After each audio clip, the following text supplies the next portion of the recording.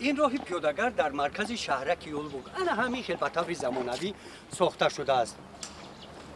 انا این راه هم دوام همین راه پیاده‌گرد است، لیکن وضعیت در اینجا تماما دیگر است.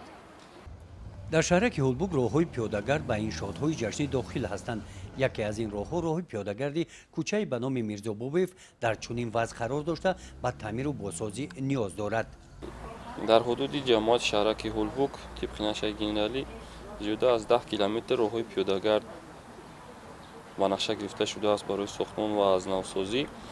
خب در بخشیده به جشن 35 سالگی سلطنتی جمهوری تاجیکستان در جماعت شهرک یولبوگ عین حال زیاده از 2 کیلومتر راه‌های پیاده‌گرد تعمیر و از نوسازی شده‌اند و در آینده نیز نقشه داریم که با جلب صاحبکاران و کمیته محل دیگر راه‌های ماندگیش ساخته به استفاده دهیم.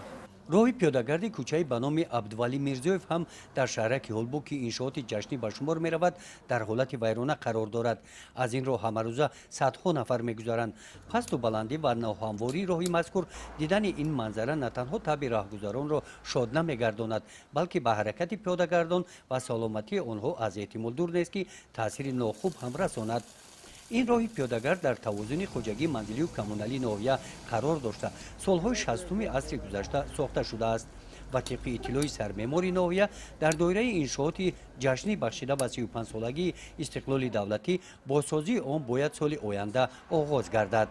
بله، راه‌های پیاده‌گرد در نقشه 35 سالگی هستند و طبق نقشه گنرالی شهرک یولبوگ بیناهای بلندشانه ساخته می‌شوند در این کوچه و با جلب صاحبکاران راه‌های پیاده‌گردانی پورا از نوسازی کرده میشوند. با نقشه گرفتیم که از سال 2025 ساختمان را شروع نماییم. کوچه عبدولی میرزایف. بله.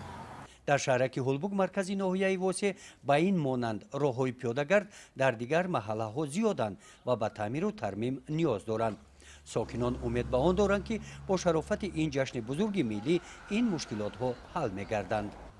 گزارش خواجه نظریف خدای نظر ظهورов از ناحیه واسع برای برنامه اطلاعاتی نوید